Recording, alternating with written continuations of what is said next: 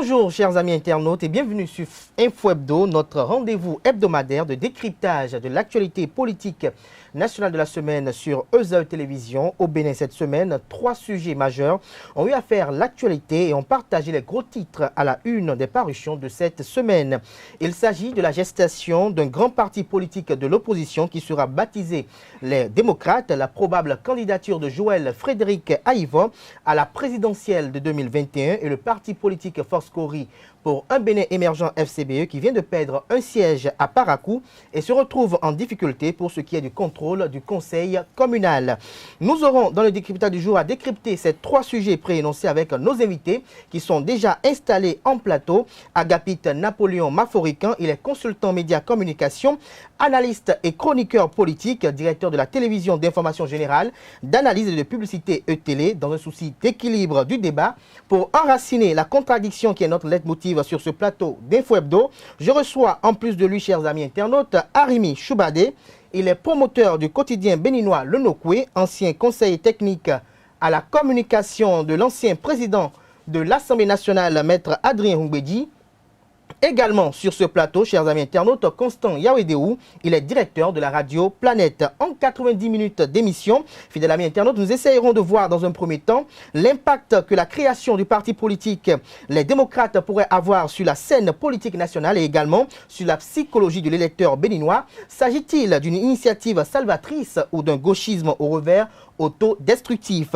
S'agissant de la probable candidature du professeur Joël Frédéric Aïvo, nous essayerons d'analyser les forces et les faiblesses et quelle en est la contribution au débat politique actuel qui s'articule autour d'un seul enjeu majeur, la présidentielle de 2021. Et enfin, en troisième lieu, nous allons essayer de voir à l'égard des éléments d'appréciation et des récents événements, comment serait-il possible d'établir un accord de gouvernance locale pour la gestion de la cité des Kobourou. Le décor planté, on se retrouve dans un instant juste après le jingle. Et le message gouvernemental qui rappelle les gestes barrières édités contre la propagation de la Covid-19 au Bénin, on se retrouve pour le décryptage.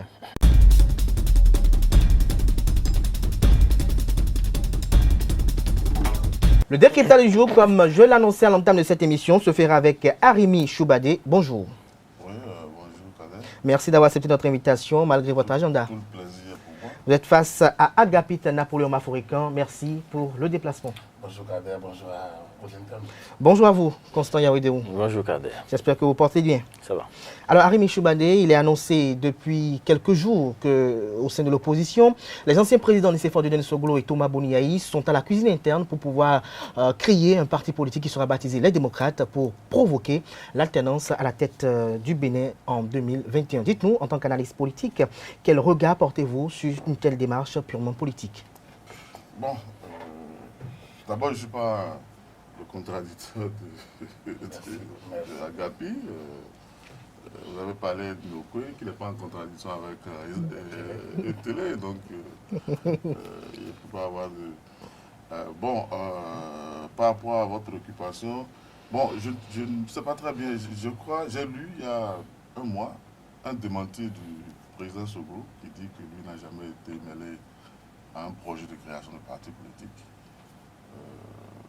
Vous savez, lui, il continue de se dire leader charismatique d'un groupe politique, même si juridiquement, ce groupe a des difficultés en ce moment. Le seul qui a démissionné de son parti, enfin, qui est sans parti et qui peut avoir l'envie de se recadrer quelque part, c'est peut-être le président Yaïboudi. Donc, alors, les deux ne peuvent pas faire la résistance. Il y a par exemple Sébastien Diavon, qui a encore la possibilité, lui, de faire carrière, alors que les deux que vous citez, enfin, pour ce qui concerne la présidentielle, sont totalement fort clos. Donc, je crois que c'est beaucoup plus une initiative du milieu FCBE. Bon, je ne sais pas. Hein, enfin, est-ce que vous insinuez que ça pourrait être une création d'un FCBE bis? C'est tout à fait possible. Un regroupement de personnes frustrées, déçues par ce qui a été organisé au sein de FCBE. Non, c'est tout à fait possible parce que FCBE a été à un congrès, a désigné ses responsables à un congrès. Mais un coup de théâtre, le ministre de l'Intérieur, par récépissé, a reconnu d'autres responsables. Donc, Yahi l'a abondamment, et puis ses alliés du FCBE l'ont abondamment relayé. certains ont démissionné du parti parce qu'ils ne se reconnaissent pas dans ce que le ministère leur choisisse les nouveaux responsables. Donc, oui, cela rentre dans le cadre normal de leur combat politique, puisqu'aujourd'hui, ils n'ont plus de parti. S'ils ont démissionné de FCBE, il faudrait quand même qu'ils se regroupent autrement pour continuer à mener la lutte. Il se pourrait que dans la création de ce parti, il y a des négociations, tous azimuts, que le président Yahya voit Soglo ou d'autres responsables de la défunte RE pour reconstituer un groupe qui aura une ossature d'envergure nationale. C'est possible. Agapit Napoléon Maforican, mercredi dernier, le quotidien Matin Libre, dont la notoriété n'est plus à démontrer aujourd'hui au Bénin, a eu attitré qu'il est en gestation un parti politique, les démocrates. Il y a eu même un logo qui a été publié et on dit Yahi et Soglo à la cuisine interne. Écoutez, pour moi, je ne vois vraiment pas où est le problème. Yahi est libre de créer un parti, Soglo est libre de s'affilier à lui. Ils sont déjà restés ensemble dans la résistance. Je constate simplement que les mêmes causes produisent les mêmes effets et que du Dahomey au Bénin, on n'avance pas. On traîne les mêmes cas, c'est-à-dire que quand vous êtes au pouvoir, vous ne vous entendez jamais et quand vous perdez le pouvoir, vous faites un front contre celui qui est là. Quand il descend, vous vous retrouvez encore ensemble pour combattre celui qui est encore à nouveau là. Donc du coup, pour moi, un parti, il y en a qui se l'ont créé. Depuis la réforme du sympathisant, nous avons déjà beaucoup de partis, un de plus, un de moins. Pour moi, ça ne change pas grand-chose. Ça ne change pas grand-chose selon vous. Alors, dites-nous, Constant Yaouedéou, face à, après avoir appris cette information de la création d'un parti politique dont les leaders les plus charismatiques de l'opposition politique au régime talon, à savoir Nicéphore Soglo et Boni Yahi, veulent créer un parti politique pour provoquer l'alternance en 2021. Est-ce que vous pensez que ce parti politique a quand même besoin de voir le jour ou bien il fallait plutôt s'allier au FCBE qui jouissent déjà quand même d'une légitimité parce qu'une chose est quand même de pouvoir avoir la reconnaissance juridique? Oui, je crois que jusque-là, la porte n'est pas fermée pour la création des partis. Donc, si un parti veut naître, le parti, il suffit juste que ce parti remplisse les conditions. Le parti remplit les conditions. Dès qu'il remplit les conditions, ils ont leur autorisation. Donc, ce n'est pas fermé.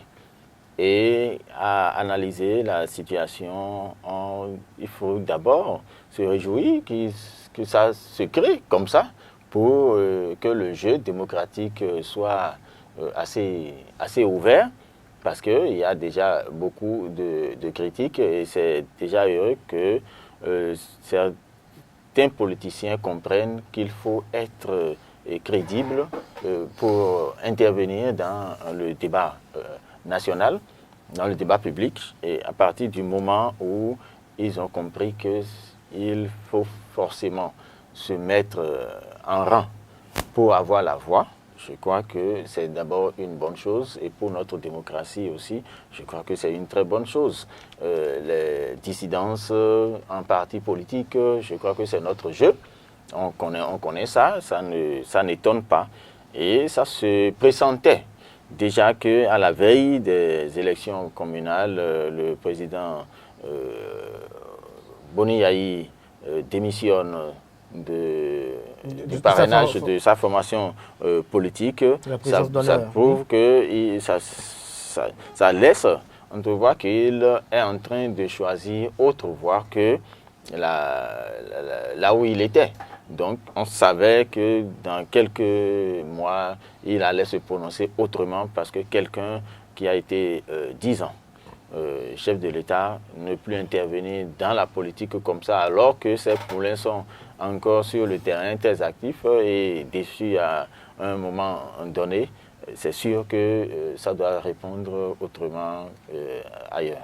Ailleurs. Alors, Arimi Choubadé, je reviens vers vous. Tout à l'heure, Constant Yaouédéo, dans son intervention, a parlé de vitalité de notre démocratie, que cela c'est quand même une très bonne chose, qu'ils puissent se retrouver ensemble et marcher ensemble. Mais dites-nous, Arimi Choubadé, est-ce que quand vous observez de près, est-ce que nous assisterons quand même à une chose à la présidentielle 2021 où, au sein de l'opposition, il y aura plusieurs candidatures? Parce que lorsqu'on nous a parlé des démocrates, on n'a nulle part entendu parler de Sébastien Germain-Javon, qui est également membre de la résistance, où sur cette installation a été mis sur les fonds baptismaux cette résistance. On n'entend pas parler de lui. Il n'est pas dit qu'au sein de l'USL, on a exclu la volonté quand même de briguer la magistrature suprême. Et il y a Joël Aïvo également qui a annoncé d'autres pas. Nous avons également FCBE qui probablement va avoir aussi son candidat. Est-ce qu'on aura au sein de l'opposition plusieurs candidatures? Moi, je ne peux pas m'avancer sur ce terrain. Ce que je sais, c'est qu'on ne crée pas un parti pour la promotion de quelqu'un qui n'est pas membre de ce parti. Donc, chaque parti aspire à gérer le pouvoir, quelle que soit sa position. Mais on ne pas me dire qu'au sein de la majorité, qu'il n'y a pas de vérité de présidentiable. Il n'y en a pas tout. On ne fait pas la politique par procuration. On ne vient pas en politique pour le bonheur de quelqu'un. Peut-être pas pour des circonstances, parce qu'on veut des faveurs, on se dit pour tel ou pour tel, mais à la fin, on veut se réaliser. C'est comme l'expression dauphin, qui en réalité, ce n'est pas du dauphinat, c'est des petits requins qui aspirent à devenir de grands requins. Hein?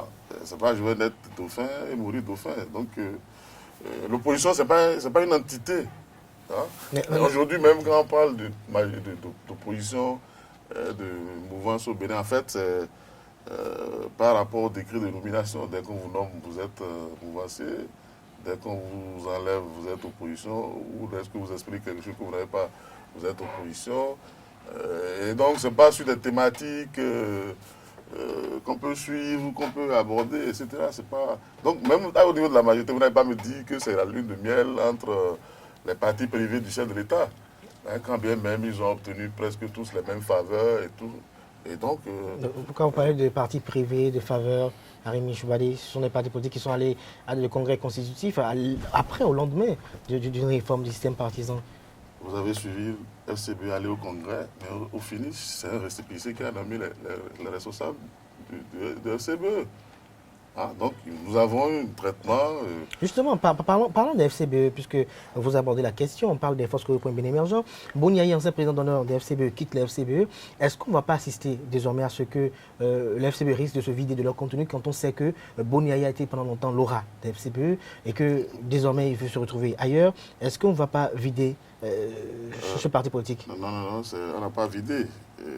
Mais est-ce qu'il ne sera pas vidé à l'avenir? Non, il y a FCBE dont les responsables sont nommés par récépissé. Et les autres qui tiennent à leur congrès vont reconstituer leur parti. Ça coule de source. Il n'y aurait jamais eu de crise si le récépissé du ministre de l'Intérieur n'est pas entré dans le jeu. FCB était une seule entité avant la délivrance de ce récépissé par le ministre de l'Intérieur. Et donc, il suffit que ceux qui ne se reconnaissent pas dans ce document-là se reconstituent.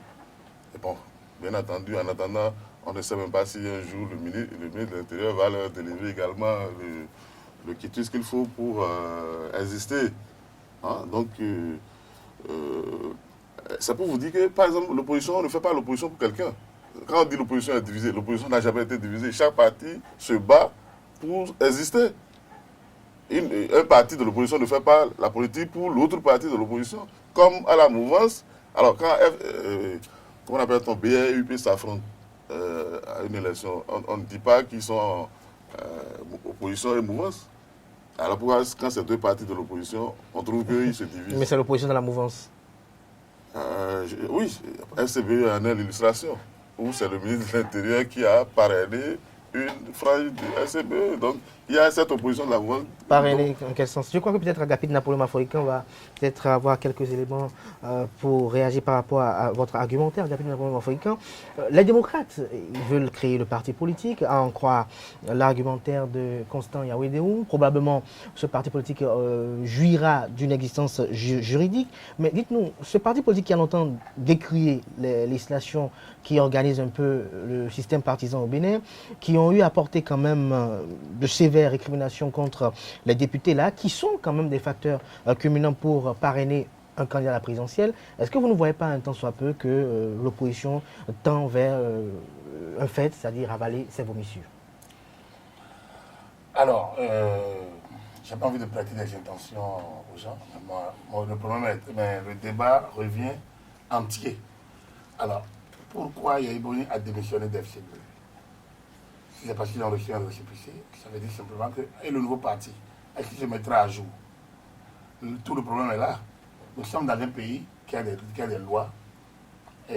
Qu'importe la couleur de celui qui a voté, est-ce que la personne a une légitimité? C'est oui. Et je rappelle que les lois querellées sont les lois de 2015-2019 et 2015-2019. Donc l'Assemblée nationale, où l'opposition à l'époque avait gagné les élections, avait mis en place les structures. Et c'est les mêmes personnes élues en 2015 qui ont fait les réformes partisanes de 2018, qui ont fait le code électoral, qui ont fait la charte des partis politiques, qui ont donné des pouvoirs au ministre de l'Intérieur. Et donc, le ministère de l'Intérieur a usé des pouvoirs dont il dispose en matière de gestion administrative, donc de la création des partis politiques. Et donc, le récépissé doit suivre une certaine trajectoire. Et il est curieux que l'ancien président, qui a quand même fait 10 ans et a exercé pleinement ses prérogatives de président de la République, soit à la tête d'un front qui ne reconnaisse pas le pouvoir régalien du ministre de l'Intérieur. Ça, c'est la première contradiction dans le fonctionnement de ce que vous appelez la résistance. C'est une résistance contre l'État et c'est pas normal. Et ça, on l'a dit souvent. Alors, s'ils reviennent à de sentiments aujourd'hui en pensant qu'ils vont créer un parti, la question sera de savoir à qui ils vont soumettre leur parti. Il ne s'agit pas de Jésus ou de gémir pour que un parti soit fonctionnel. Et ce n'est pas aussi à force d'incantation ou de publication. Ce n'est pas sur les réseaux sociaux, ce n'est pas dans les médias. C'est pas à force de... Donc, ce qui crée un parti, c'est un certain nombre de critères, de conditions. Et la phase finale, c'est la reconnaissance administrative de l'existence légale du parti. Donc, pour nous, enfin, à mon entendement, le seul parti aujourd'hui les partis qui existent aujourd'hui, c'est ceux qui se sont déclarés. Donc, je ne peux pas parler de ceux qui n'existent pas. Et puis, je ne peux pas parler de ceux qui n'existent pas.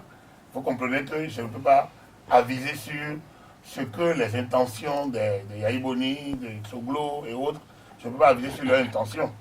Il est évident que dans une cohérence de la pensée et de l'action, s'ils ne peuvent pas aller vers le ministère de l'Intérieur dans les formes prescrites par la charte des partis politiques, ils n'auront pas l'existence légale. Et ça, c'est... Oui, justement, Agapit Napoléon Mafoïkan, une chose est l'existence légale, mais une chose est d'avoir de remplir les critères qui sont édictés pour quand même compétir en 2021. Non, c'est d'abord l'existence légale. Évidemment. Il est annoncé qu'ils sont en train de collecter déjà les dossiers pour constituer les dossiers des membres fondateurs. Le congrès constitutif sera effectif. Cela quand même ne doit pas souffrir, puisque le ministère de l'Intérieur va juste émettre des observations qui vont se conformer. Mais une chose est quand même de pouvoir avoir les 16 parrains pour... Non, ne mélangeons pas. Un parti ne se crée pas pour avoir 16 parrains. Un parti se crée d'abord pour aller un parti se crée pour conquérir et exercer le pouvoir. Et pour être parti, il faut déjà faire les formalités de reconnaissance. Vous avez beau faire naître un enfant, s'il n'a pas de date de naissance, il n'existe pas. Il existe physiquement, on le voit, mais si vous n'avez pas d'aide de naissance, comment voulez-vous l'identifier dans la société?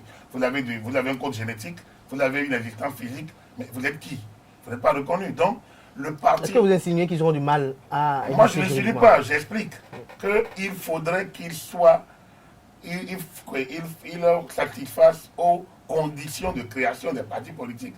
Donc, ce qu'ils ont refusé en 2018, au niveau des FCBE, les reproches qu'on fait à ceux qui ont daigné aller faire les formalités pour exister aujourd'hui, ces reproches, s'ils le font, il va falloir qu'ils nous expliquent ce qui a changé entre le moment où les reproches qu'ils ont fait aux autres et ce qu'ils feront. Puisque le récépissé sera signé d'un ministre du gouvernement du Patrice Talon, que ce soit Sakalavia ou que ce soit un autre qui est nommé, mais il sera signé. Donc si le signé, ça veut dire qu'ils ont satisfait aux exigences administratives découlant du code de la Charte des pactes. Donc, la question, moi, la cohérence est là. Qu'est-ce que vous avez refusé? Est-ce que vous le faites? Donc, une fois qu'un auront satisfait à ces conditions, on peut parler maintenant de l'autre côté qui a les conditions pour aller à la présidentielle. Il n'est pas dit qu'on doit nécessairement être porté par un parti politique.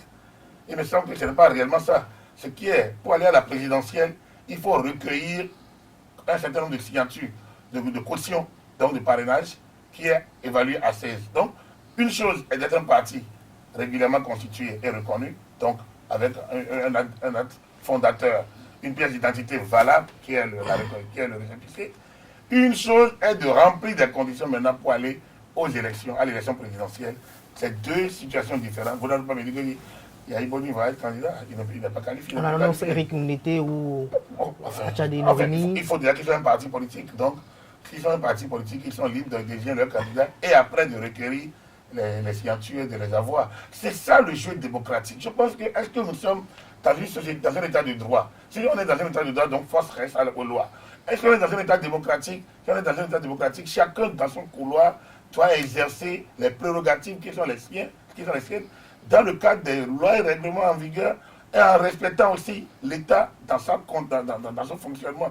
Donc on ne peut pas choisir soi-même des lois auxquelles on veut déroger et des lois auxquelles on ne veut pas déroger. Ça, ce n'est pas une constance de l'état de droit. Une constance de l'état de droit. On vous a compris, Agapé Napoléon. Ils sont libres de créer leur parti, oui, mais ils ont l'obligation de le faire accepter, enfin de le faire enregistrer. Autrement, ils peuvent continuer la résistance contre l'État, mais ils n'auraient pas un parti politique. Constant, quand on voit de près la démarche entreprise, est-ce qu'on ne peut pas dire qu'ils veulent véritablement, ils ont le souci d'avoir la reconnaissance juridique, étant donné qu'on apprend déjà qu'ils sont en train de collecter les dossiers des membres fondateurs, et à y voir de près, est-ce que cette frange de l'opposition n'est pas en train de ravaler ses vomissures quand, dans un passé récent, ils ont eu à reprocher à l'aile Rompé, Yaro, Soumanou et autres qu'ils ont eu à reconnaître la légitimité de ces lois-là qu'ils qualifient de chrysogènes et de drones.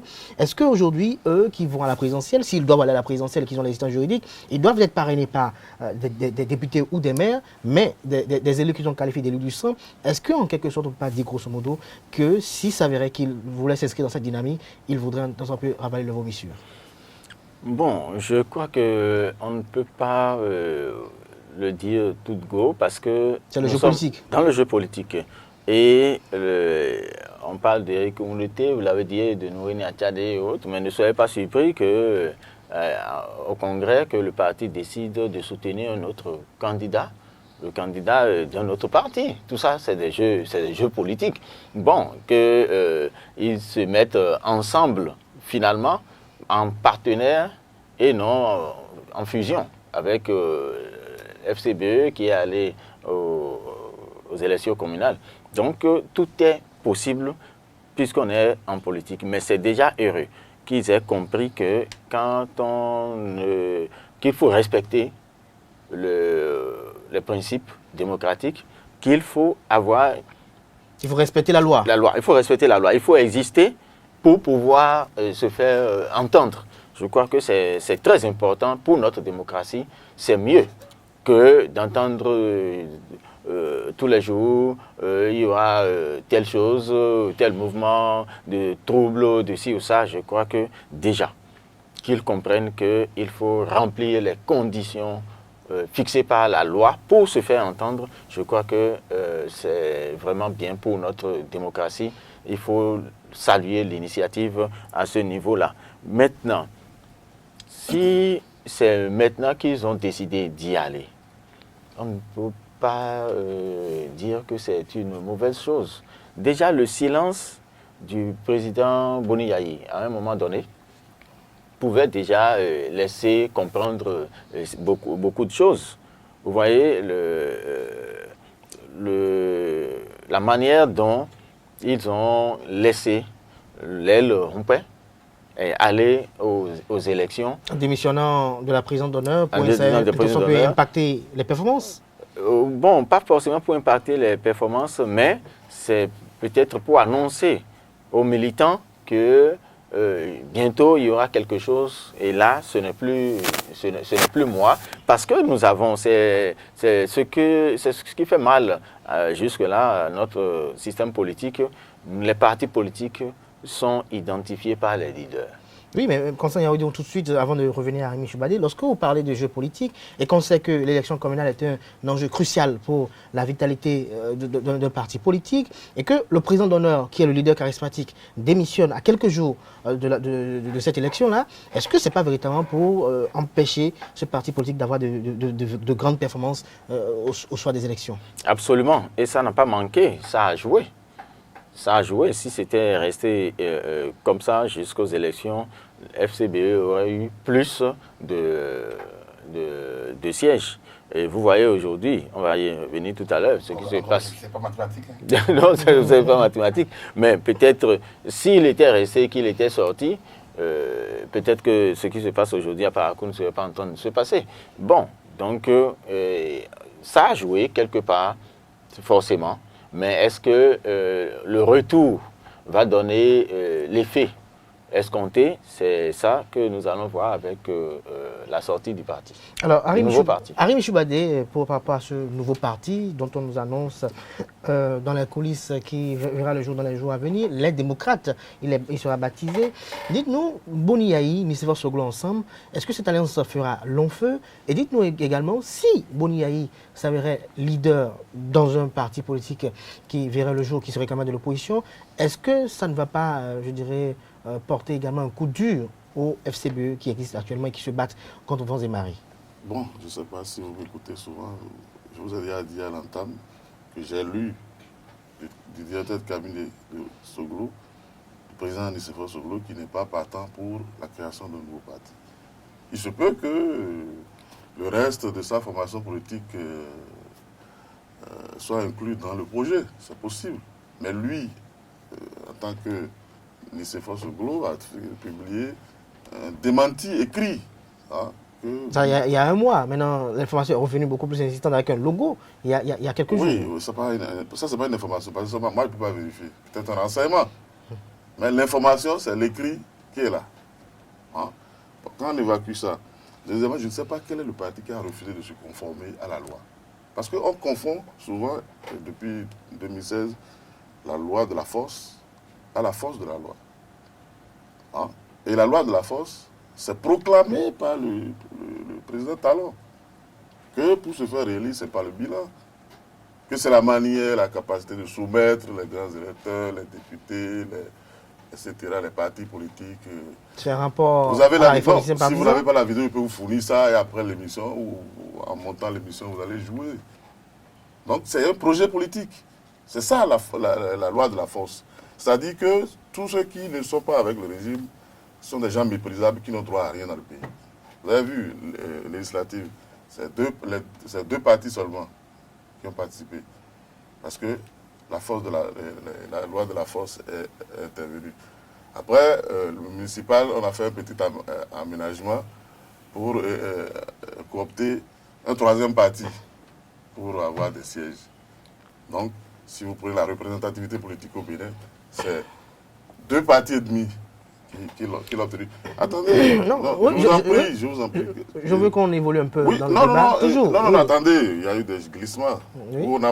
Vous savez, quand on n'est pas d'accord avec l'État, oui, on le voit un peu partout autour de nous, au Nigeria, Niger, Burkina. Justement, tout ce que vous êtes en train de décrire, cela se relate également dans les propos du professeur Joël Frédéric Aïvo. Quand on n'est pas d'accord avec le pouvoir, quand on n'est pas d'accord avec un État, on est en rébellion avec l'État, on va chercher les armes, on va poser les bombes.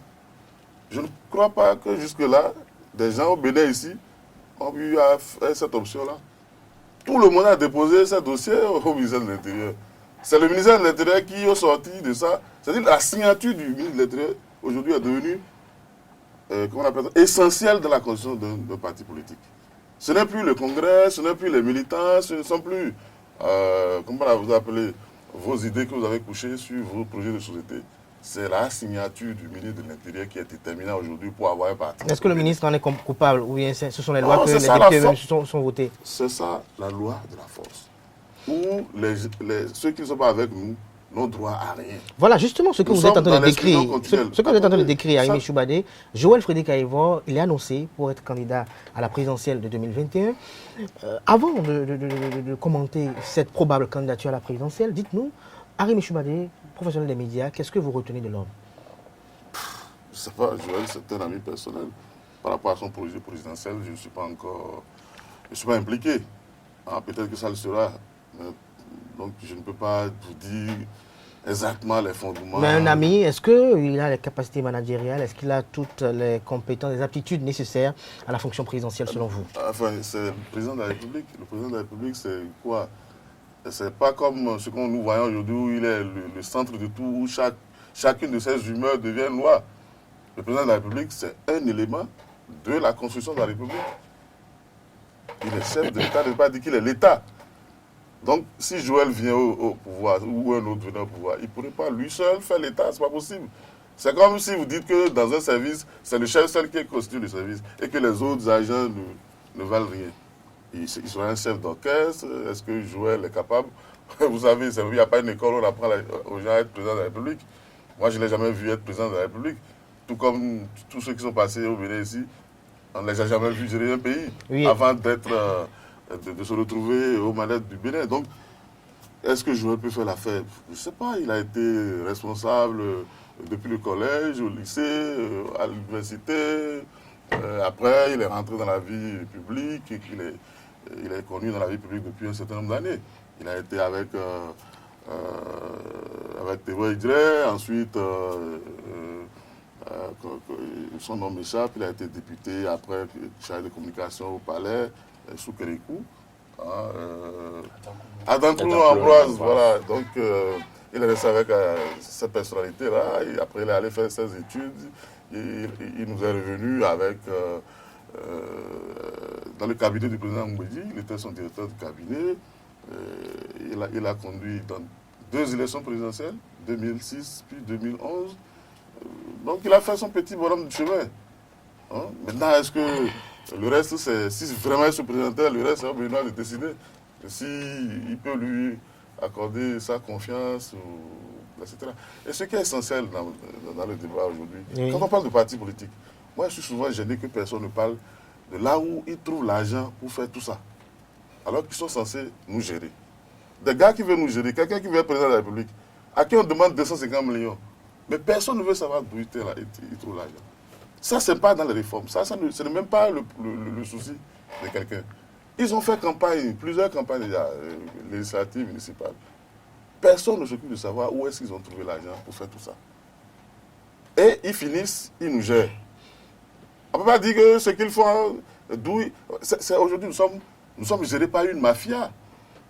Nous sommes gérés par des gens qui utilisent de l'argent dont nous ne connaissons pas l'origine. La première réforme, et c'est la réforme d'ailleurs à laquelle tout le monde s'attendait, quand on est venu nous mettre des humeurs dans la loi. Et vous avez vu comment la loi se modifie aujourd'hui, chaque mois. La même loi, on revient. Non, mais est-ce que selon vous, Aimé Choubadé, est-ce que quand on vote une loi, il ne faut plus jamais la toucher? Une loi de la force. Quand vous faites une loi de la force, vous revenez toujours après. C'est vous après. qui la qualifiez de loi de la force. Mais oui, c'est ça. Vous revenez toujours. Puis quelle est la conséquence de cette loi? Tout le temps, il faut exclure. Bientôt pour la présidentielle, vous allez... Il est inscrit dans la loi qu'il faut exclure? Mais oui, non. Mais oui. Agapit Napoléon Africain, vous avez vu dans une loi, Agapit Napoléon, vous avez vu dans une loi au Bénin où il a été inscrit qu'il faut exclure. Non, il n'a pas fini. Vous vous souvenez dans ce pays? Oui, très rapidement, Agapit réagit. Non, il ne va pas réagir puisqu'il aura tout son temps pour faire son débat. Pourquoi vous voulez l'inscrire dans mon temps? Ce que vous disiez. Mais Agapit n'a pas voulu réagir. Non, non. On a vu. Agapit Napoléon, vous n'avez pas voulu réagir? S'il vous plaît. Ok, allez-y. S'il vous plaît, ceux qui aujourd'hui vous font cette loi-là. Moi, je les ai vus dormir sur l'esplanade de l'Assemblée nationale juste parce qu'on a mis dans la loi de nouveaux critères qui demandaient des critères de résidence. Ou qu'on a corsé la caution à la présidentielle de 5 millions à 15 millions. Ils ont dormi sur l'esplanade de l'Assemblée nationale pour protester contre 15 millions. Et dès qu'ils sont retrouvés à l'Assemblée nationale, Ils ont voté 250 millions. Justement, ce fait que vous dénoncez, c'est quand même Non, assez... je ne dénonce pas. Non, bon, excusez-moi. Non, ce que vous nous faites observer. Je ne vous fais pas observer, vous le savez. Et je vous le rappelle. Selon, quelle que soit la formulation que vous donnez à cela. Non, donc ne m'incluez pas dans ce débat. Comment on peut caractériser cela où chaque fois il y a de ces acteurs politiques qui, une fois où ils ne sont pas encore au pouvoir, où ils sont dans la société civile, disent ceci n'est pas bien. Bon, maintenant vous avez envie de réagir. Non, je ne réagis pas. Je pense que ça fait une succession de questions et donc de thématiques qui va nous faire sortir du rang. Nous parlons des candidatures, nous parlons de la loi. Moi, je ne peux pas être sur un plateau et entendre qu'on parle de force de la loi ou la loi de la force. De toute façon, la loi, c'est la force. La loi, c'est la force. C'est la force de la majorité. En démocratie, vous savez, ce qui est amusant, c'est que justement, on nous a imaginé, schématiser le système démocratique comme le meilleur système qui soit, le gouvernement du peuple, par le peuple et pour le peuple. Mais c'est qui le peuple? C'est pas le peuple, pas l'agora, où le peuple se retrouve réuni pour prendre des décisions. Non, on n'est pas là. Le peuple désigne ses représentants élus qui prennent les décisions en son nom. Alors, ce que je n'arrive pas à comprendre, à partir du moment où vous donnez votre quitus à quelqu'un de prendre des décisions en votre nom, s'il prend des décisions, je ne vois pas où est la force. Ces décisions peuvent ne plus être la vôtre. Et c'est pourquoi vous les avez conféré ce pouvoir. Et je le dis, la cohérence est que depuis en 2015, les gens ont fait le tour du Bénin pour saluer la nouvelle majorité parlementaire, laquelle avait 4 ans et qui a été allée en 2019 et qui en 2018 a fait des réformes. Et donc a estimé que le peuple avait besoin de ces réformes-là. Et dans ces réformes, on a fait le système partisan et on a permis au ministre de l'Intérieur de délivrer le récépissé. La signature de ministre, la signature administrative est une caution de l'existence d'un acte juridiquement portable. Ça veut dire quoi? Qu'une signature a une valeur, absolument. L'acte de naissance, vous avez besoin d'avoir des sceaux de l'État, de l'État civil ou d'une juridiction. Donc, vous regardez vos diplômes, vous avez le sceau de l'université, sinon, ce n'est pas validé alors que c'est vous qui travaillez. Donc, une signature a une valeur, on ne peut pas en faire procès à quelqu'un. Et lorsque la loi décide, elle devient force exécutoire. Le plus fort n'est jamais assez fort s'il transforme sa force en droit et l'obéissance en devoir. Donc, la force du peuple est transformée en droit. Et les lois sont la représentation, la volonté de ce peuple-là, exprimée par une majorité. Et chaque constitution définit le type de majorité qu'on veut. Donc, si on résume tout ça, moi, je ne peux pas parler de force de loi ou loi de la force. C'est que le fait qu'il y a une majorité qui était au pouvoir en 2015, au Parlement, qui a fait les réformes de 2018 et qui a terminé son mandat en 2019. Sur la base des réformes de 2018, des élections ont eu lieu en 2019. Maintenant, en logique de la volonté de chacun, on peut ne pas être d'accord avec une loi. Moi, en tant que journaliste, nous avons combattu la loi 72 pendant longtemps, mais la loi nous a toujours été appliquée. On a fait la conférence nationale en 90, c'est vrai qu'en 97 qu'il y a eu la démonopolisation des zones avec la loi 2017-021, si je ne me trompe, et donc qui a fait de 90 où le peuple a décidé, à la conférence, on a dit qu'on doit libérer les organes de presse, et audiovisuel notamment, il a fait l'attente 2097, 17 et 7 ans après, parce que la loi n'a pas été votée. Aujourd'hui, on a un code de l'information qui met certaines contraintes. Mais on est obligé parce que ça a été la volonté à un moment donné. En 90, je reviens toujours là-dessus, la conférence nationale n'a jamais dit qu'il fallait limiter l'âge aux élections. Les gens l'ont fait. Beaucoup ont protesté. Il y a eu les commentaires pas vivants de Maga et pourtant on a maintenu. Donc la loi est une force, mais la force du peuple.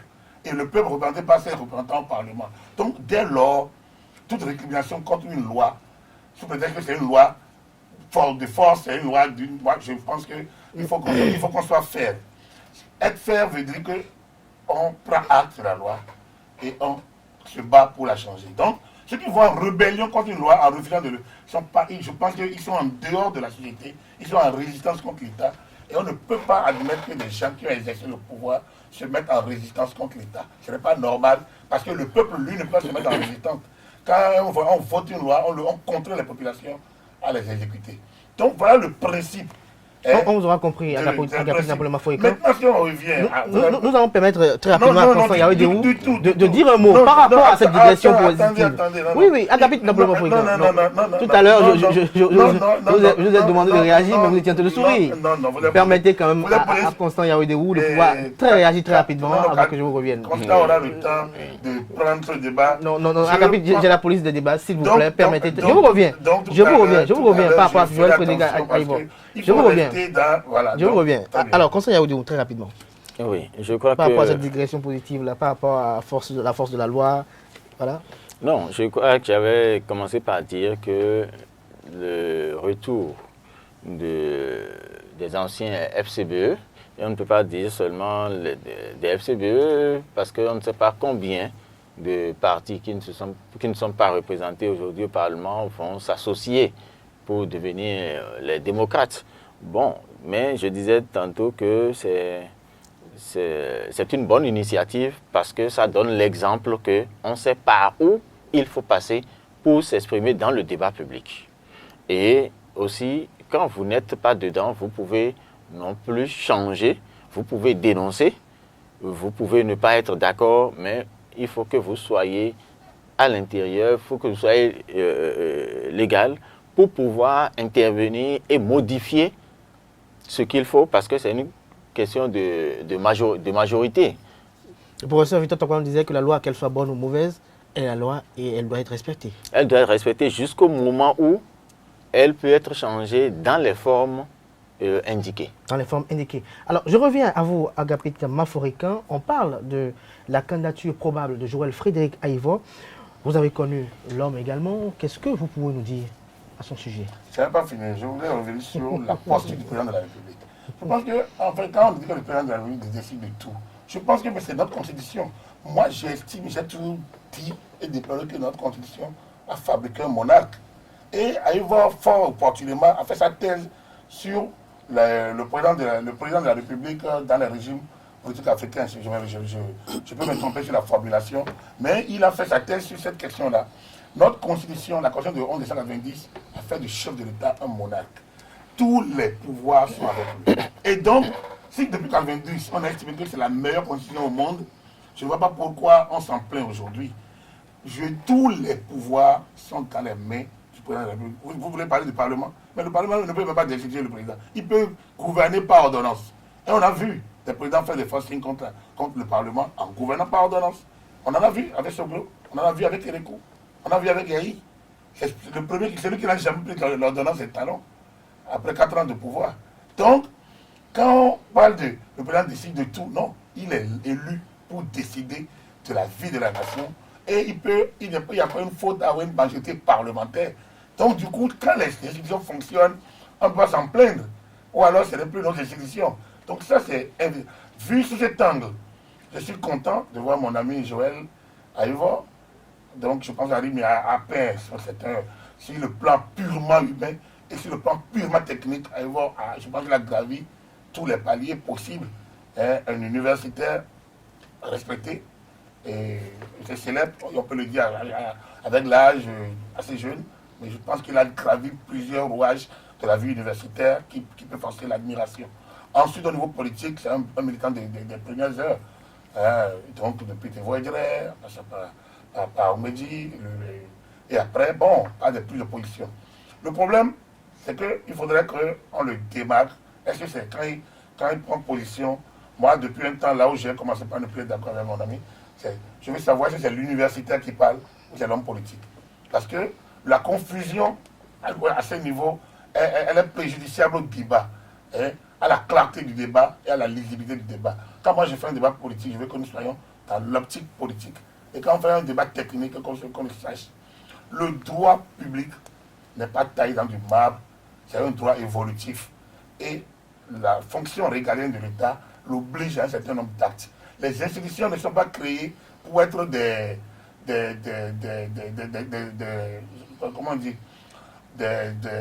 déclinaisons d'une certaine naïveté sacerdotale. Non. Les institutions sont des structures à relents politiques.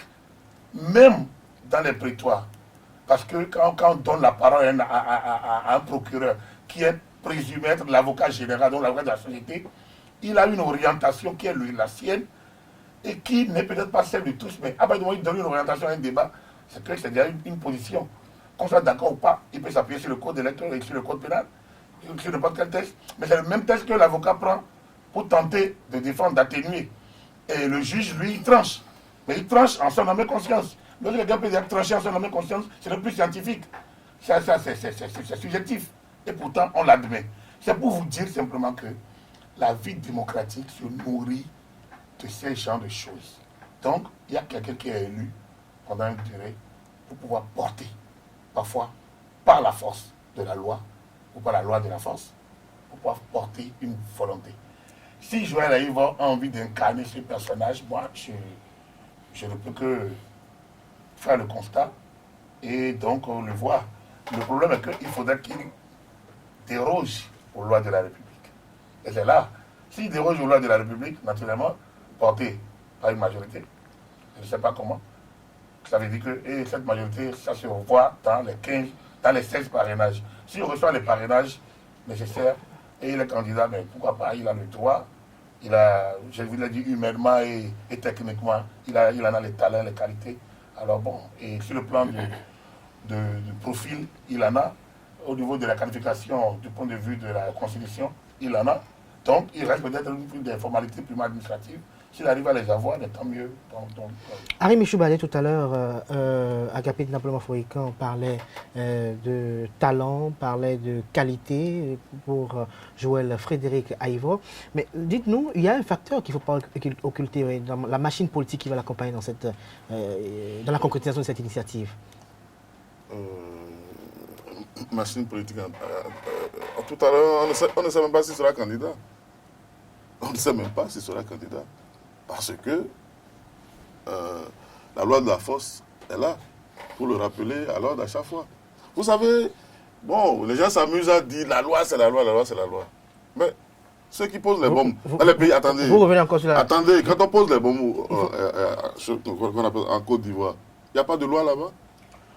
Quand on pose les bombes tout autour de nous, partout, quand les gens ne sont plus d'accord avec ces lois-là, c'est ce qu'ils vont faire. C'est le terrorisme, il ne doit pas produire. Oui, oui, parce que vous pensez qu'il y a des gens qui n'ont droit à rien, qu'il faut être méprisés. Et eux, ils choisissent aussi leur méthode de lutte. C'est trop facile, c'est comme le volet. Si la démocratie... Je vous en prie. Lorsque dans une démocratie ne peut pas protéger ce qu'on appelle les minorités et dire c'est la dictature de la majorité, il y a un problème. La minorité va s'exprimer autrement. Alors, Harim Choubadé. Oui. Maintenant, si vous parlez de machine, je vous dis, oui. La loi de la force ne lui permettra pas d'être candidat. La loi de la force ne lui permettra pas d'être candidat.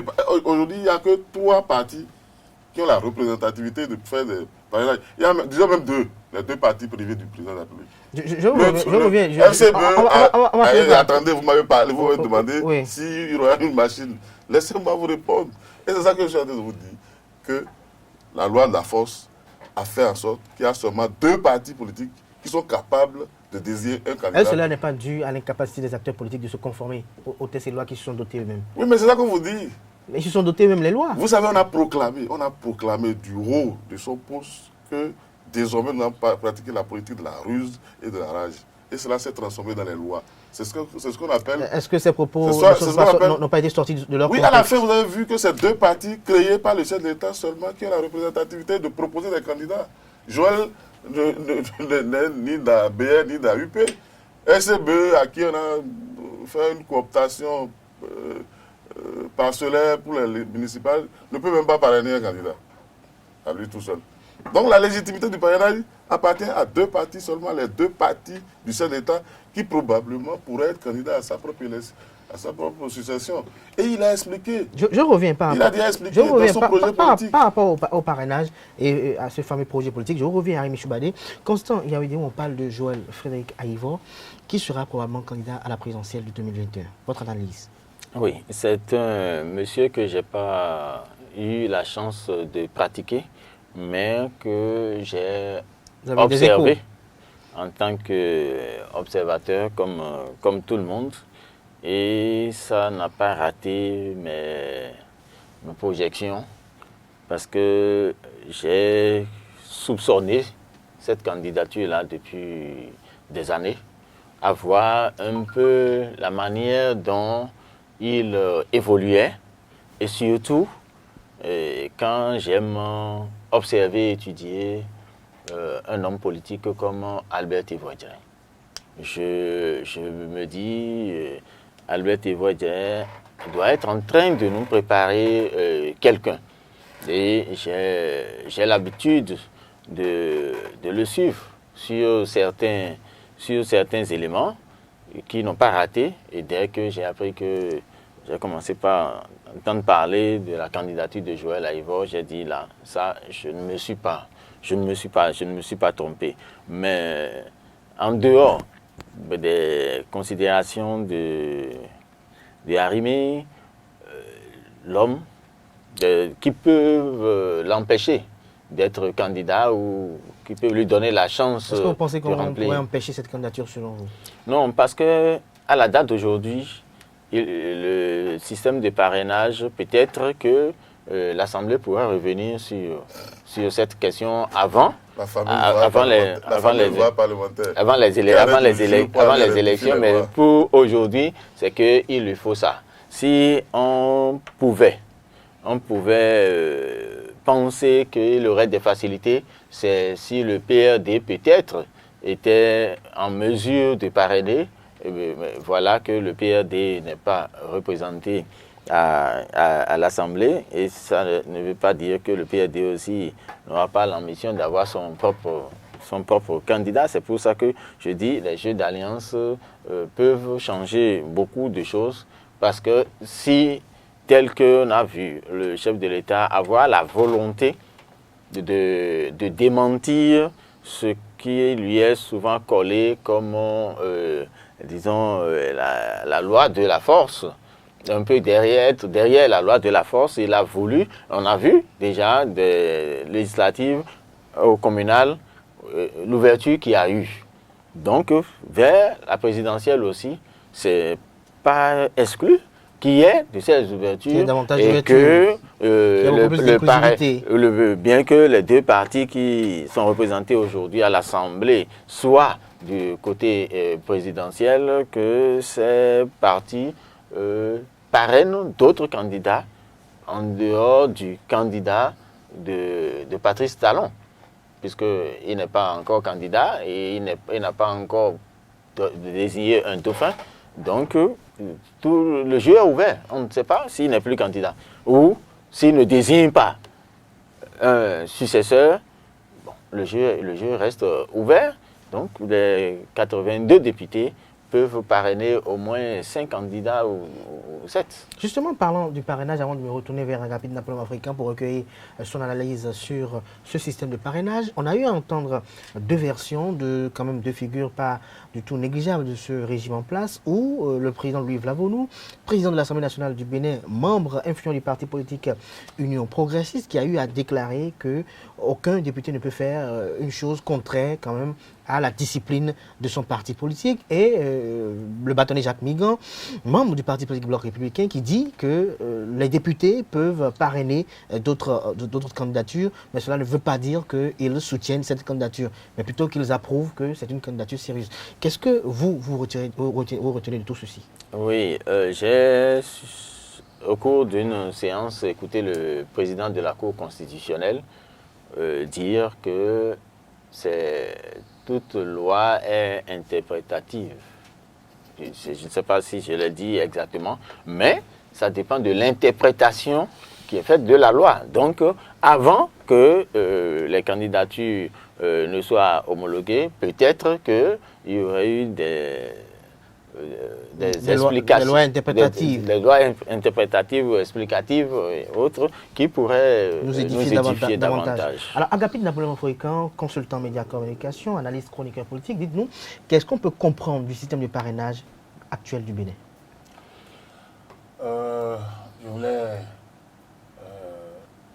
Je voulais revenir un peu sur la candidature de Aïvo, mais bon, je pense qu'on peut avancer plus de toute façon. Non, vous pouvez dire un mot. Oui. De manière claire, il ne l'a pas encore dit qu'il est candidat. Parce que bon, je pense Parce que c'est toujours dans la foulée de Ivor qu'on parle du parrainage. Je pensais que quelqu'un sera bloqué, il ne sera pas bloqué, il y aura aucun candidat. Je pense que, vous savez, c'est tout Gégé Rousseau, heureusement qu'il n'est pas africain, il n'est pas béninois. Je pense qu'il fonde notre système institutionnel et depuis donc l'instauration donc de la démocratie, je pense qu'on le cite comme l'un des comme le contrat social comme l'un des textes fondateurs donc de la démocratie. Alors il a dit que l'obéissance aux lois qu'on s'est données est liberté. Il me semble. Alors je continue de dire si notre constitution a validé l'Assemblée telle qu'elle est et que les élections de 2015 ont validé les membres comme ils sont, à mon avis, les actes découlants de l'Assemblée sont des actes du peuple. Et donc, lui s'opposer à ces actes, c'est là, vous mettez en dehors de la loi de la République et donc vous êtes soit un subversif et ça ne peut pas justifier qu'on puisse vous donner un acte quelconque.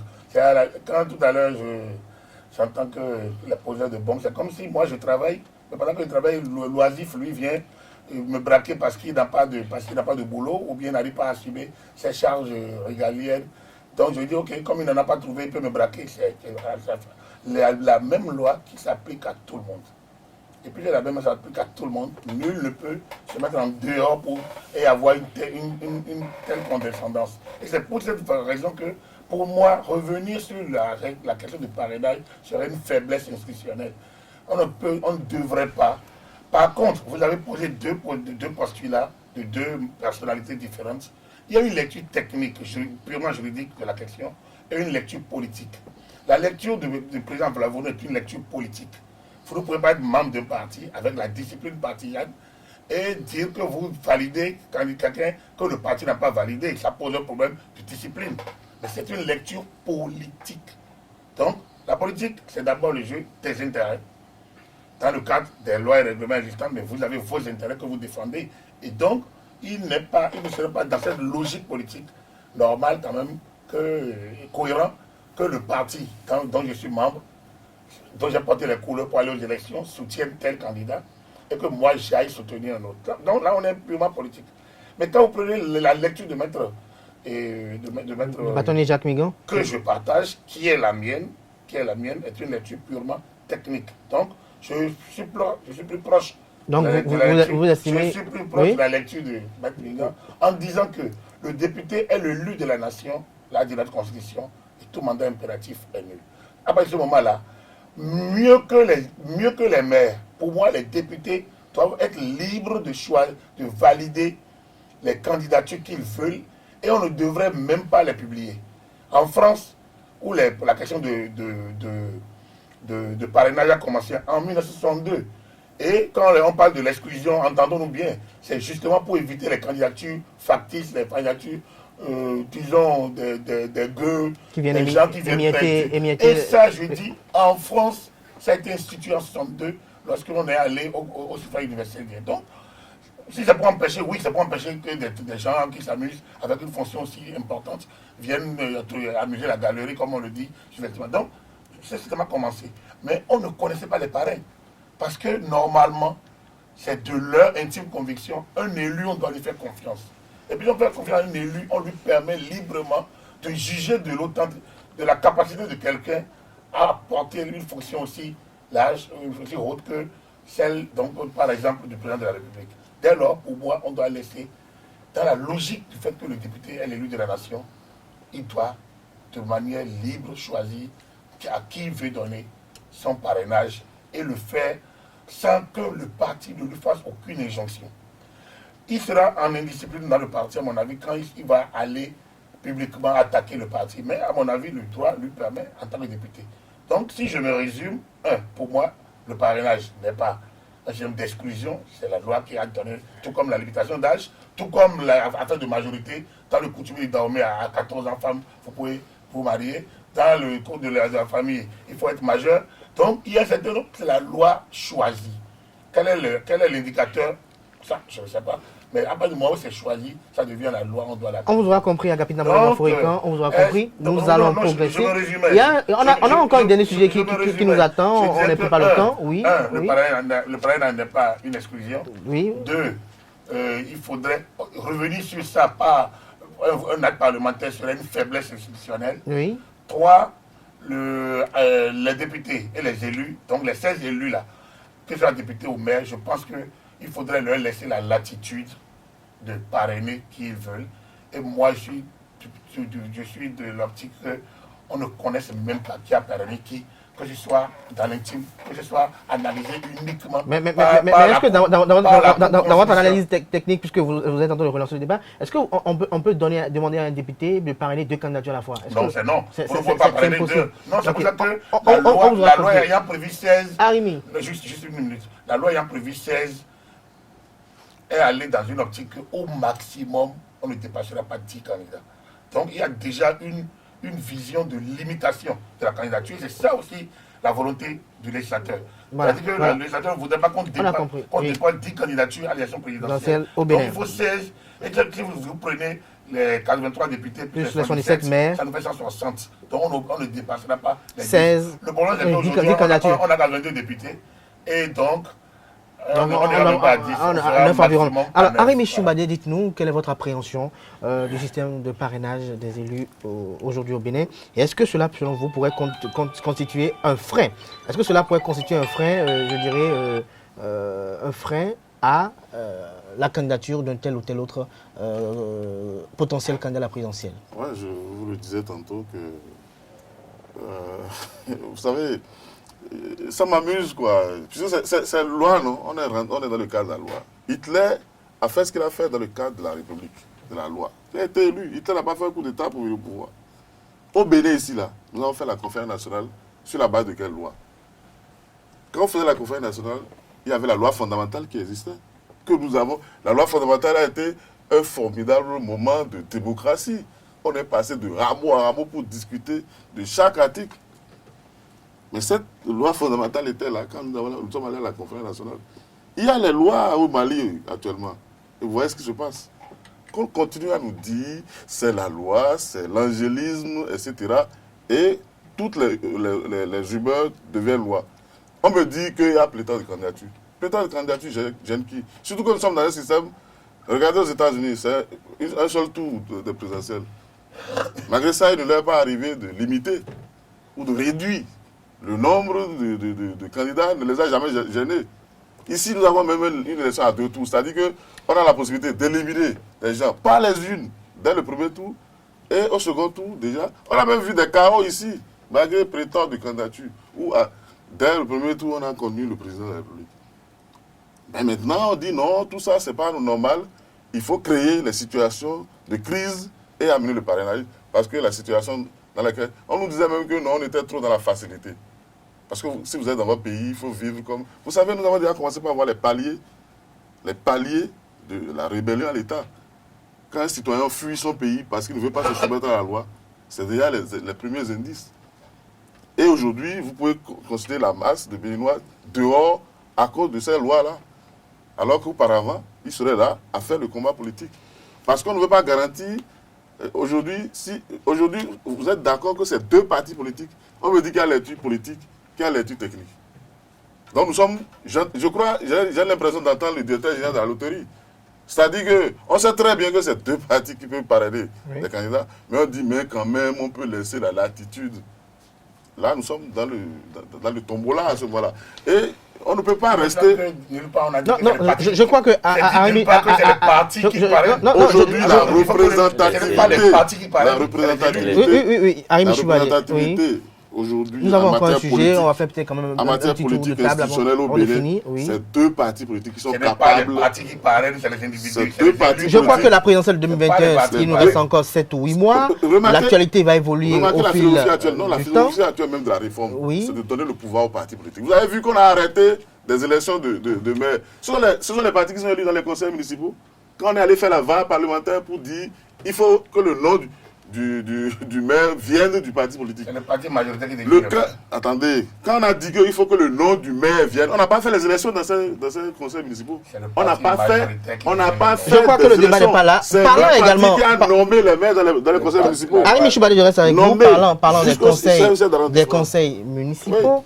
Il y a également une question qui fait l'actualité depuis hier vendredi. Nous parlons du conseil communal de Parakou, où le parti politique majoritaire FCBE vient de voir voir la Cour suprême invalider un siège. Et donc, il y a un véritable problème puisqu'il se retrouve à 32 conseillers communaux et FCBE se retrouve avec 16. Oui, c'est la force, la loi de la force. La loi de la force. Oui. C'est pas la première fois qu'on invalide un conseiller au Bénin.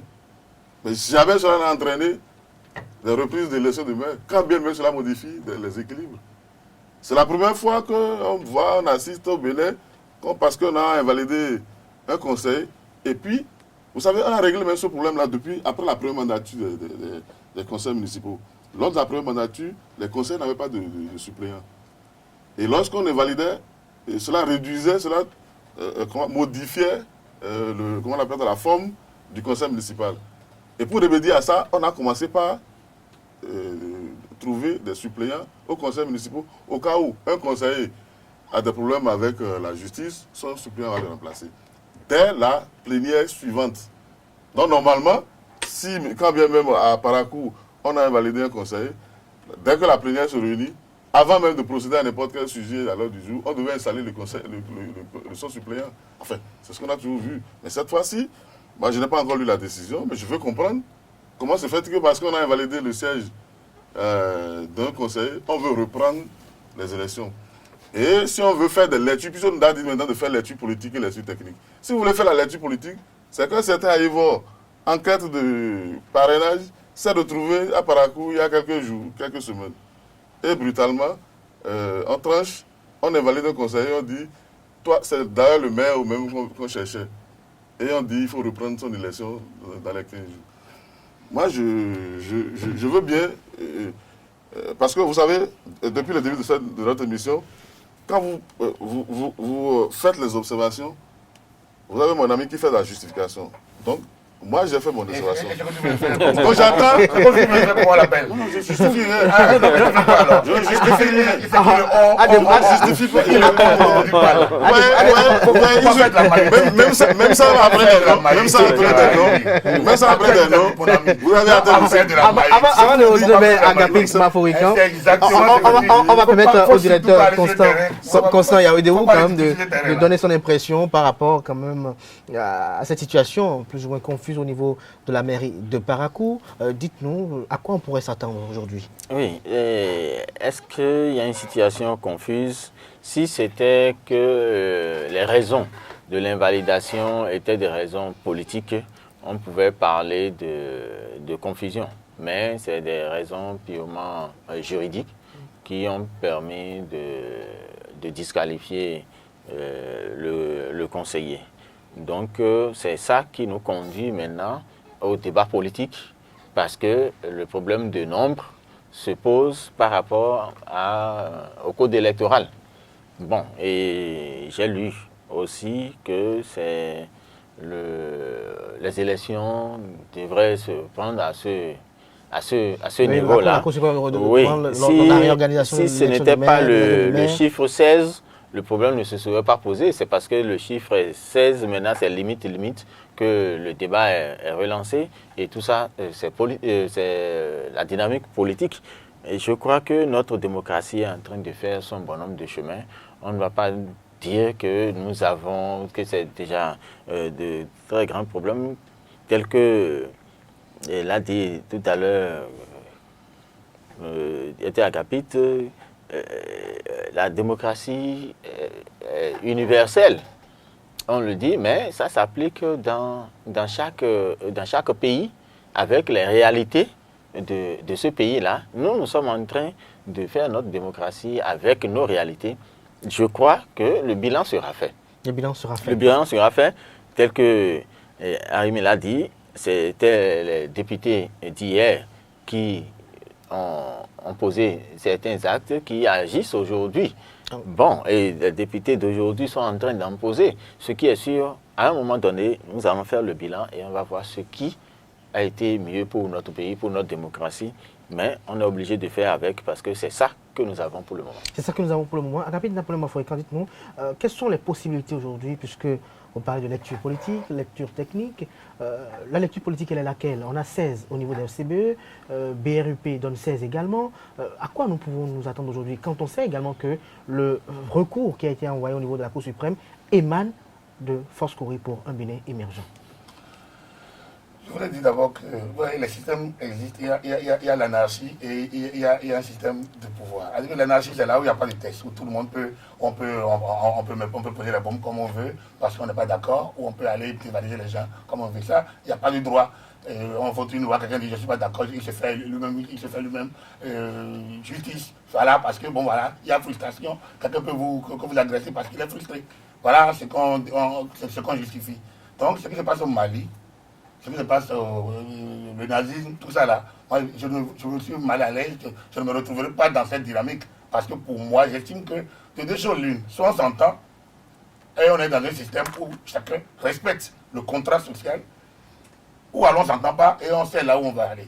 Mais on s'entend et après en cours du jeu, parce que je ne gagne pas, je vais commencer par me frustrer pour dire je porte bombe. Là, c'est être ou ne pas être, faire ça. Ça, c'est clair, c'est net. Cela dit, je continue de dire que nos tests sont les nôtres et que nous devons les respecter. Dans un débat, même en 90, on a parlé de la loi fondamentale. La loi fondamentale ne nous a pas amené à la conférence nationale. Oui, à la conférence nationale, on a donné le pouvoir le 7 décembre 2089, on a donné le pouvoir à Mathieu Kérékou de convoquer une conférence nationale. Donc c'est lui qui a convoqué la conférence nationale. Il n'y avait pas de constitution en 90 au moment où on est allé à la conférence nationale. Donc je voulais revenir sur ça. Ce n'était pas la loi fondamentale. Les organes du parti de l'État avaient déjà dissous la loi fondamentale lors de leur congrès, lors de leur rencontre conjointe le 6 et 7 décembre 89. On va y aller. Revenant à Parakou, j'ai entendu la force encore de la loi. C'est la force de la loi qui a demandé à un élu FCBE d'attaquer un autre élu FCBE à la Cour suprême. Ça, c'est la première question. Elle, c'est la force. Donc, si entre eux, ils s'attaquent encore, c'est encore en face que c'est le pouvoir qui est en train de faire la force de la loi. Ensuite, les invalidations, il faut tous distinguer les types d'invalidation. En 1995, le député Tordant Justin de la RB, doyen d'âge, son siège a été invalidé et son suppléant interdit de siéger. Si ce n'est pas lui, c'est Soglo. C'était Soglo. Donc alors, il y a un autre de la RB dont le siège a été invalidé et donc le suppléant n'a pas été. Si c'est Guédou alors. C'est Guédou, voilà. Donc Georges Guédou, voilà, merci. Donc ça veut dire quoi? Ça veut dire que ça dépend de la faute. Si votre élection n'a pas existé, ça veut dire que normalement vous n'avez pas de suppléant. Donc il va falloir lire d'abord avant de tirer les conclusions hâtives. À mon avis, il faut lire les motivations de la Cour suprême pour comprendre pourquoi le suppléant ne devait pas ne siège pas. Voilà. Donc je pense que nous devons apprendre à être stricts dans nos analyses. Il y a une analyse technique, la loi a une orientation. Là où on ne peut plus évoquer la loi, pourquoi on est ensemble alors? Donc on doit voir l'orientation de la loi. Ensuite, nos positions sont libres. Et c'est ça que j'appelle la position politique. Chacun est libre d'orienter le débat. Mais sur les questions techniques, on ne doit pas déroger. Pourquoi dans la profession on dit les faits sont sacrés et le commentaire est libre? Pour moi, le débat technique, c'est le débat des faits. On les met bout à bout et on doit pouvoir atteindre les mêmes objectifs. Après, chacun est libre d'aller. Donc, pour moi, à Parakou, il n'y a pas un problème. Ils étaient 33 avec FCB qui avait 17. Et donc, avec une majorité absolue. Donc, au regard du code électoral, le FCB devait désigner le maire. Ce qu'ils ont fait. Maintenant, il se fait que quelqu'un a été invalidé de par leur propre initiative. Et donc, son suppléant également. Du coup, on revient... son suppléant également. Absolument. Du coup, l'équilibre sur lequel était fondée la désignation du maire par le parti majoritaire, l'équilibre tombe.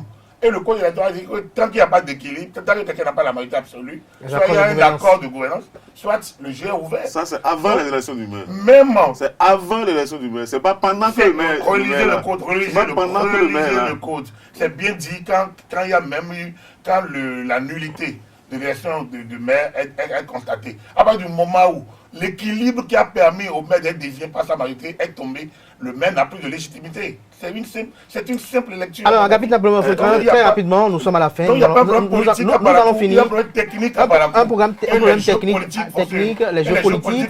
Le jeu est ouvert, vous avez dit tout à l'heure. Est-ce que nous pouvons peut-être revoir probablement la candidature de Charles Tokor refaire surface pour le contrôle de cette municipalité? Ça, c'est une question pour Charles Tokor.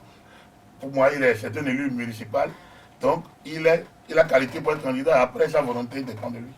Harry Michouadé, votre mot de fin. Nous sommes à la fin. Oh non, moi, je n'ai pas le mot de fin. J'ai rien à dire pour la fin. Peut-être prochainement, on va continuer le débat. Prochainement, on va continuer le débat. Que la jurisprudence que mon ami a rappelée avantage normalement le maire, le maintien du maire. Parce que justement, en 1995, M. Guédou, Georges, et M. Tordan Justin ont été sanctionnés pour les mêmes fautes. Parce qu'ils ne résidaient... Tordan était au Niger, Guédou était au Congo démocratique. Mais le problème, c'est que Guédou a été... le recours contre Guédou est intervenu avant la proclamation des résultats. Et donc, on l'a invalidé avant la proclamation des résultats. C'est pas vrai. Si, Guédou n'a jamais siégé. Je crois que... Par contre, Tordan a siégé et était président même du bureau d'âge. Comme vous l'avez dit. Et ça a permis à son suppléant de on va y revenir très prochainement. Conseil Yaoundé, très rapidement, pour finir. Très rapidement. Non, c'est pour dire tout simplement que c'est la vitalité de notre démocratie et que nous allons faire avec ce qui est sûr, c'est notre affaire et on verra comment ça va se passer, que tout se passe dans le calme. Tout se passe dans le calme. C'est l'espérance de tous et de tous les Béninois patriotes de la République béninoise, de la République du Bénin. Chers amis internautes, ainsi se referme Info Hebdo de ce samedi. Merci pour l'attention. On se retrouve samedi prochain avec le même plaisir. Portez-vous bien. Et n'oubliez pas de prendre le rendez-vous demain de l'émission L'invité, l'honorable Anden Aladati. L'invité, avec lui, on fera le tour de l'actualité politique nationale au Bénin. Merci pour l'attention. À samedi prochain pour le numéro d'Info Hebdo.